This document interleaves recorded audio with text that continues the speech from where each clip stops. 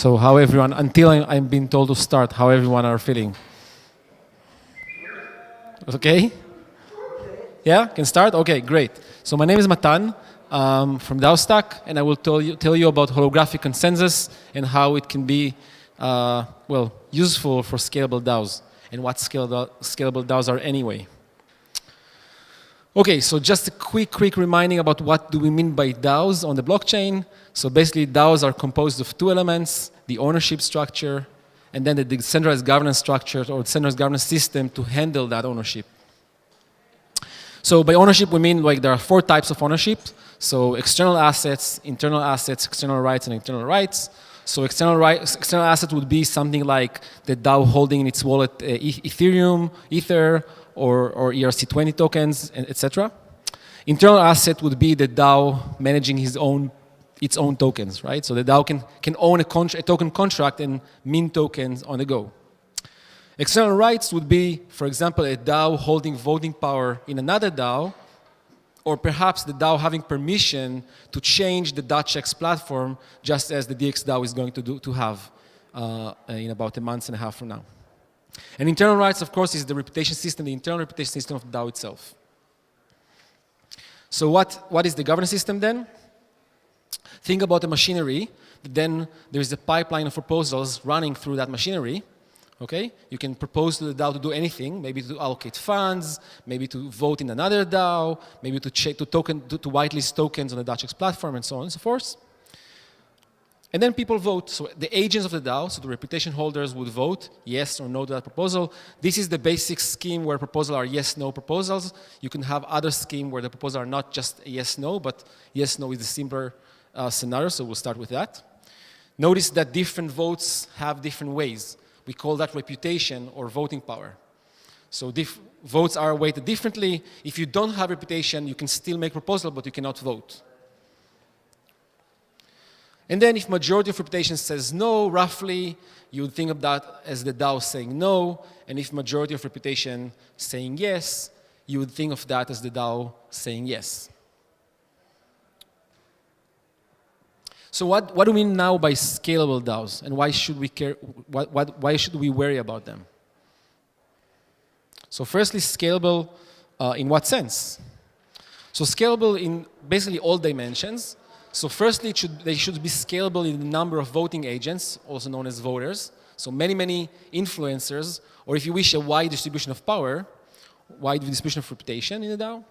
Then they should be scalable in the number of proposing agents. So not only you have maybe thousands of people voting, but also thousands of people proposing. So it's not just a single person making a proposal once a week and then a lot of people are voting about it, but also many people are proposing, and that's possible because anyone can make a proposal or anyone can make any proposal. So scalable in number of proposing agents, and finally scalable in number of proposals. So that will be the frequency or the throughput of the DAO. So how many decisions in a unit of time, how many decisions every week the DAO is making? That's the throughput. That's the real bottleneck.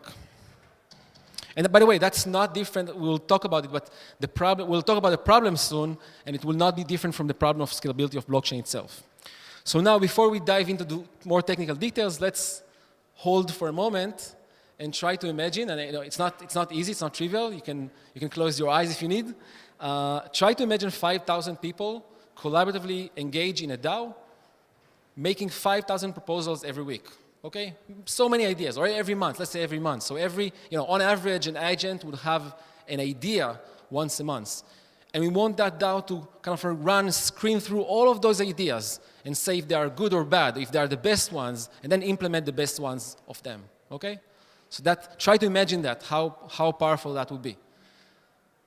How many of you feel that you can roughly imagine that scenario? It's completely esoteric, or roughly? Okay, just a few. Okay. Now, if you were able to imagine it very well, deeply, you had to encounter two things. Firstly, you need to see that it's very different from any structure that you've seen before. So it's not like a company. It's much more lively and much more harvesting the collective intelligence. Okay? So it'll be a very powerful structure that we haven't seen yet. The second thing that you had to come up with is that there is a big problem in that, really big problem.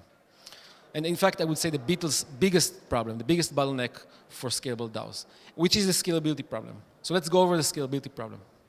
So the scalability problem is an inherent tension between three characteristics, in tension between decentralization, scale, and resilience, and it has nothing to do with, with a specific topic. It's a broad problem. In fact, it's not different from the scalability problem of the blockchain itself.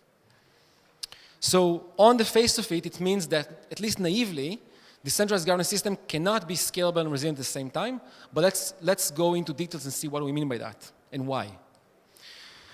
So firstly, decentralization. Decentralization means wide distribution of voting power, also known as reputation, in the DAO. So let's say we have 5,000 people, and the reputation is widely distributed such that no less than 1,000 people can achieve a majority. Okay? So it's not 5,000 people and then, majority of reputation held by 10. It's actually at least 1,000 people are needed to compose a majority in the DAO. So this will be a scalable, a decentralized DAO. Then scalability is about the governance throughput.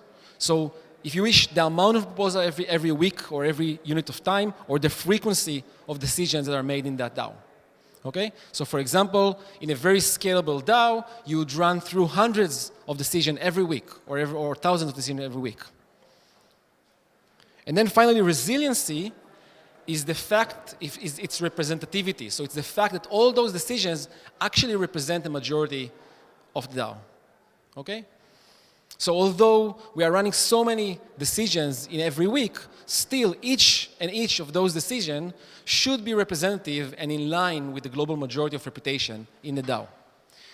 Now, of course, if you put it all together, so wide distribution of power, many people, and scalability, many decisions, and resiliency, representativity, you come to the conclusion that, at least naively, you cannot have wide distribution of power deciding very frequently in a very representative manner. Simply cannot. And why so? So firstly, that's a big problem. So it's a big problem for big DAOs. That's the biggest problem. Okay, so this problem, just to say, it's the very fact of scarcity, the natural law of scarcity of attention. And the reasoning is very simple. So if you have lots of fully engaged people, it means that you have lots of proposals. If you have lots of proposals, it means that you have little attention put on each one of them. And then if you have little attention on each one of them, generally speaking, they would not be representative. So if you have 5,000 people and only 10 persons or 50 people are voting on a proposal, 50 people that combinedly comprise, let's say, 1% of reputation in that DAO, there is no reason to believe that that 1% will be representative of the whole DAO. So if we just stop time for a moment, we stop the flow of thousands of proposals, for a moment we stop that, and then we ask all 5,000 people to react just to this proposal, and then we measure whether the little decision was representative of the global majority or not. And in general, there is no reason to believe it will be representative. So that's the problem, that's the reason. Or if put in very simple words, in small DAOs, everyone looks at everything, while as in large DAOs, no one looks at anything. And if maybe putting it in some little picture, so this will be a small DAO, and now we're looking at one proposal, and since there are just a few agents and just a few proposals, then, well, most agents will look on each and every proposal, and as a whole, that will be pretty representative. However, if you look at a larger DAO, and these are not 1,000, these are just 20 nodes, and we want to operate at a thousands level.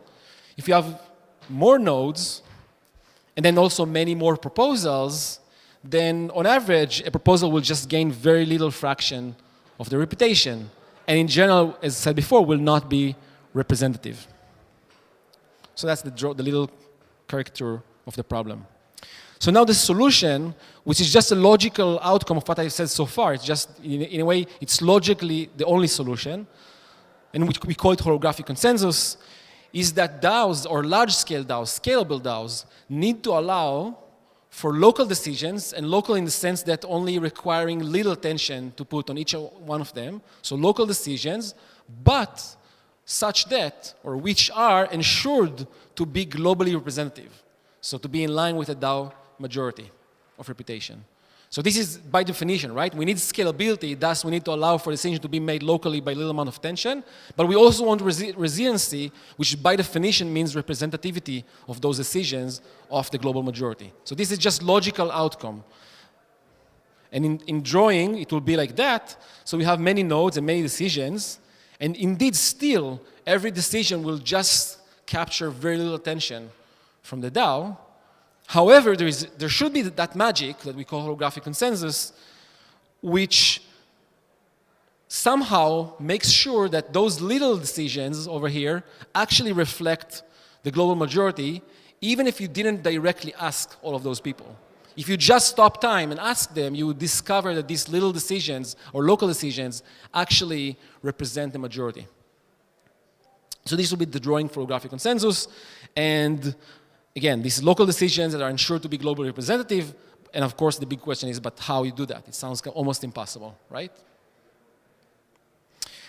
So in a very, very summarized form, I'll just say that, and I'll come back to that at the end. I would say that holographic consensus is achieved by turning a social arbitrage into economic arbitrage. So social arbitrage is the situation where those active voters that place their vote do not reflect well the global majority.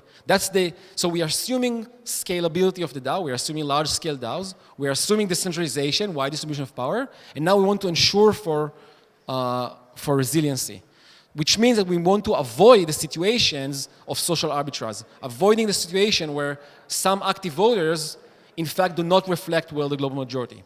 So how do we avoid that situation? We're just translating that social arbitrage into economic arbitrage, making that an opportunity, making the opportunity for anyone to make profit from successfully identifying and staking against that mismatch, and then just letting the free market to take care for the rest. And let's see how that works. So I will describe now the Genesis v0.2 protocol, which I would argue that's probably the MVP for holographic consensus. You can still, complify it so much, but this is the, the most advanced version that I think is the minimal viable protocol, such that it doesn't have collapse attacks or very severe attack vectors. Okay, so there are a few roles in the DAO. So two of them are the regular one. There are proposers and voters. So anyone can make any proposal. You don't need to be a reputation holder in the DAO. It doesn't cost anything. So we want to tap into the collective intelligence. You have an idea for the DAO? Great, just submit your proposal. Then voters, in principle you can vote, but only if you got reputation, you're counted because your vote is weighted by your reputation. So in a way that's less permissionless network, although reputation can be derived from anything. So it can be meritocratic reputation, so it can be a reputation that is given to you when you make contribution to the DAO, but it can also be a more economic of reputation, for example, like hodling. So that you can make a reputation system such that reputation is allocated to you if you're taking your DAO tokens and locking them for 2 years, okay? So that will be more like economic reputation derivation. And then the new actor is the predictors. So it's also a permissionless network. Anyone can place predictions and make a prediction whether a certain proposal will be approved or rejected by the voters. And notice that while voters are being asked what should be done, predictors are just predicting what would happen, okay? What they think the voters will say. So they are independent sectors. So placing prediction on what voters would decide is happening by staking Gen tokens. These are the tokens of the DAO Stack project. You can place them in 2 ways. You can stake tokens in 2 ways. You can upstake or downstake a proposal if you think it's going to pass or fail. And then there's the game, the prediction game. And in that game, the right predictors eventually win the Gen stake of the wrong predictors. So if you make a prediction and you found out to be correct, you are going to make profit from those who make the wrong prediction. But now what would give you the incentive to begin? Like if there is a really good proposal, why should I make a prediction that it's good? Because nobody will think it's bad. So for that reason, to bootstrap the prediction game, the DAO itself puts a downstake, like predicting against each and every proposal. Okay, so that's bootstrapping the prediction game. It's like kind of like market making to the prediction game. We call it also the DAO stake, the DAO putting down stake on each and every proposal. Okay, so now what's the process? The process is comprised of 3 steps. There's regular proposals, there is the boosting condition, and there is the boosted proposals. Let's see how it works out. So each and every newly submitted proposal is by default a regular proposal. Regular proposal means that it requires absolute majority of all reputation in order to approve that proposal, which means that by definition it's resilient. But, of course, it's not scalable. And that lives for a long time, let's say for a couple of months, okay? Now, boosted proposal is a new title, okay? The new, if you wish a new stage, a new status. And proposal get boosted, getting that status if they stand in the boosting condition, which we'll see in the next slide. Now, this time it's a shorter voting period, let's say 1 week or 3 days, depending on the use case, and there is guaranteed resolution at the end of that voting period. However, in that voting period, it requires just relative majority of reputation in order to approve that decision. So let's say that out of 5,000 people, just 50 have voted, and let's say just for simplicity, they are all equal reputation holder, just 50 have voted, then if 26 are saying, or more, saying yes, the proposal will be approved and executed. So what's the boosting condition? We said before the DAO downstakes each and every proposals, and then the proposals are being ranked by what we call the predictor's confidence. So that's C, the confidence is the ratio between the total amount of up stakes and the total amount of down stakes, including the down stakes of the DAO. Now notice that this is actually the confidence level, meaning that if it's 4, it means that the predictor network, the free market, decided accumulatively that there is a chance of 4 to 1 it's going to pass. And it's really the confidence in the sense that if you think that the chances are 5 to 1, you have an economic incentive, statistically, to actually place more upstake. And if you think that the chances are actually 3 to 1, you have an economic incentive to put more downstake. So this is the cumulative confidence level of the proposals. And if that confidence is sufficiently high, and we'll discuss in what sense, sufficiently high for continuously so for some time, so let's say for 24 hours, it keeps high for continuously for all that time, then and only then the proposal gets boosted.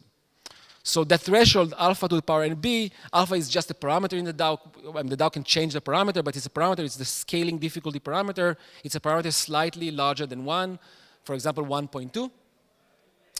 And NB is the number of currently boosted proposal. So if you have more boosted proposal right now, it means that you're diluting more the collective attention, which means that it needs to be yet harder to boost another decision, and that's how it comes. It's very protective formula because it's exponential in NB. It could have been more softer, milder formula. This is a very protective, which means that the resilience level will be very high in that DAO, but the scalability will be somewhat stretched. Okay, you can make it, this is a real tension. You can play between scalability and resilience. And finally, resolution. So regular proposals can, well, be resolved in 3 ways. They can either be boosted in that time frame, or they can be resolved with absolute majority. If absolute majority has voted yes or no, it's being resolved. Or it can be dismissed if it times out. Then boosted proposals are always resolved when the voting ends.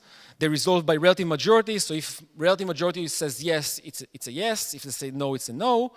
Given a quiet ending, we'll come back to that in 2 slides.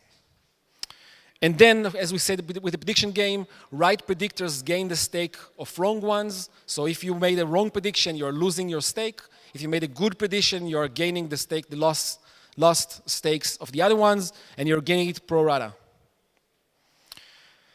And then there is one more thing that I'll just skip. It's about reputation flow. It's somewhat orthogonal to holographic consensus, but early representative voters gain some of the early non-representative voters. It's not very important for that matter. And let's see how representativity comes about. Because the whole purpose of holographic consensus was to argue that we take a DAO, it's decentralized, it's scalable, and now we want to build machinery that also makes it representative or resilient. Okay, so let's argue why we got representativity. So, as we said before, a proposal can be decided by relative majority, and thus the risk of non-representativity only if it gets boosted. So again, if it's not boosted, it means that you need absolute majority, and by definition, it's representative. It can only be decided by relative majority if it got boosted. But then it only got boosted if you got sufficient upstakes predicting that it's going to pass, at least relative to the DAO, to the minimal basic DAO downstake. Now, once you have sufficient upstakes, you have a big economic incentive for the free market to bet against it, to downstake. And now it means that you have, for non-trivial proposals that are not clearly yes or no, you'd have predictors staked on the two sides of its fate. Now the staked predictors have the incentive to ensure representativity. So if they think that in the process of the boosted voting period, if they think that the result, the outcome, is not reflecting the actual global majority, they can call out to the voters they think will shift it to the other way, and they are basically protecting the representativity. And the last thing is that quiet ending requires the outcome of boosted proposal not to shift at the last stage. I won't get into it right now. Just in a quick drawing, so there is a stream of proposals in the queue of the regular proposals, and then people placing predictions on those proposals. If there is a signal for a proposal to be confident in its passing, then it jumps into the boosting queue. In the boosting queue, proposals are being open for a finite shorter time, where people vote. People actually can also vote before. And then when it times out, there is a decision, etc.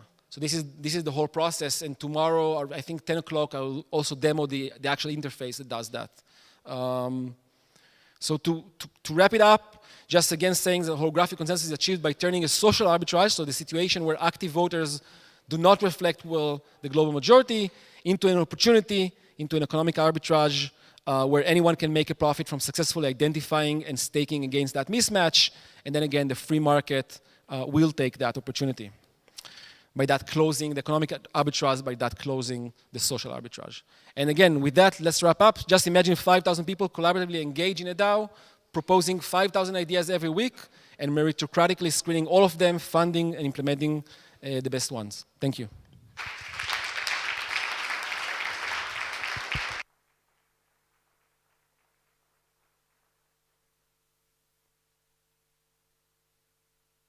Do we have time for like a couple of questions? Yeah? Okay, great. Hi, thanks a lot for the presentation. I just wanted to know a bit more precisely, how do you attribute reputation in your system? Right, yeah. So this is a big topic, somewhat orthogonal to this. And again, our infrastructure, our like governance framework is completely agnostic. You can have modules, different modules that are allocating reputation differently. So I can just give you a few examples that we actually implemented, and you can think of many other examples. So the simplest example is just meritocratically. So when you make a contribution to the DAO gives you reputation. When you make a valuable contribution, the DAO allocates you reputation. For example, one way to do that manually is that you're just making a proposal to the DAO to get reputation. So I'm contributing a white paper or that idea or that meetup, and I'm asking from the DAO to get 100 points of reputation, and DAO votes yes or no. If they vote yes, you get that reputation, okay? So that will be like manual meritocratic allocation. Another one which, for example, we've implemented for the DXDAO is more like for hodling. So you have some tokens, maybe that's the DAO's token, maybe some other tokens, and then if you are locking your tokens for, let's say, a year or two, you're gaining reputation. So by that, you're not proving any meritocratic contribution, you are proving your long-term alignment, in a sense, with the DAO. And then you can have many different other modules which are more, more economic or more meritocratic. And then different DAOs can play with different modules. So we have a complete, generic and modular framework. I'll maybe remind that a little bit tomorrow. Thanks. But that's a big topic.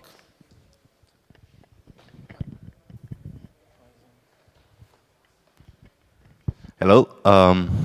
First, I would like to say really awesome holographic consensus. I think this is one of the best things that happened to governance in this space. And I have two questions. One thing that I've been wondering, I don't have an answer at all, is when we speak about scalability and big social consensus, in essence, have you thought about cultural influences? Because probably decision-making processes are different in different cultures. So that would be one question that I have. And the other is, how do you see, how would you compare it? There's a lot of talk here in the community also about liquid democracy. So how would you compare it with holographic consensus? Great question. So culture in liquid democracy. So let me tell you something about culture. I think about the DAO has a culture. The DAO should have a culture, and if you wish it or not, it will have a culture. So let me actually give you an example. And again, I'll mention that tomorrow. But we ran an experiment with 100 people, about 100 people in our kind of like our own little DAO, which we call the Genesis DAO, which was amazing. And you could have seen in that experiment culture spontaneously emerging. For example, we have put no limit on how much reputation you can ask. And initially people kind of like probe it. They asked 120 score, they had 100, they asked 80. At some point, it just averaged to 100. And if you ask more than 100, people tell you no. Everyone got 100. If you ask more than 100, it's a no. So just completely spontaneous culture. Or initially, people just ask for reputation. They would connect their LinkedIn and say, this is me. And they would actually get a reputation. And over time, people say, no, we don't know that it's you. If you want to do that, confirm, verify your identity. And people needed then to verify their identity to get that reputation. So bottom line, yes, culture is a very important thing in a DAO. You would have a culture in a DAO. You can, when you are founding a DAO, you have the opportunity to, in a way, bias the culture into one or another direction by creating a very strong shilling point. If you're saying, this DAO is founded for that purpose, this is our culture, this is a code of behavior, you cannot enforce that, of course, but you are highly biasing towards that, because then if I think that, those who are in line with that culture will probably buy in, those who are not in line will buy out, and then also if I think that everyone think about that culture as the baseline, I will more likely to behave according to that. So that's a very important topic. The second thing, which is liquid democracy or delegation, is a very important element, and it's just a second layer module on top of that. So in addition to that, this is not the full picture of scalability. Another topic in scalability is compositionality, or imagine just DAOs made of DAOs made of DAOs, or a mesh network of DAOs. So I just described how to scale up a single agency. But now think about a mesh network, an internet of agencies. This is really how that would look like. And inside, and the third element of scalability is, of course, delegation, which is super important, but it can just be a second layer module on top of that. Thank you, Matan. I have a clarifying question. You mentioned that anyone can make a proposal, but also that every proposal is automatically downstaked. Doesn't that allow people to basically print reputation by just creating proposals that are automatically staked, or is there something that I'm missing? I didn't hear the full question. If anyone can make a proposal without reputation, and any proposal is automatically downstaked, so that DAO Stack puts reputation against the proposal? No, it's not DAO Stack, it's the DAO itself. It's not putting reputation, it's downstaking with tokens. So Gen tokens, every proposal get downstaked, and then if it's passing, then that DAO stake is lost to the upstakers, which means essentially eventually it's governance cost. So the DAO will lose some, before it will lose some amount of Gen tokens for each successfully approved proposal. And if it doesn't pass, then there's no cost? So it cannot pass without cost, because there is real cost here, right? The cost of attention. Right, but if it doesn't pass, there's no cost. Someone cannot make proposals to take money out of the... No. Okay. Not at all.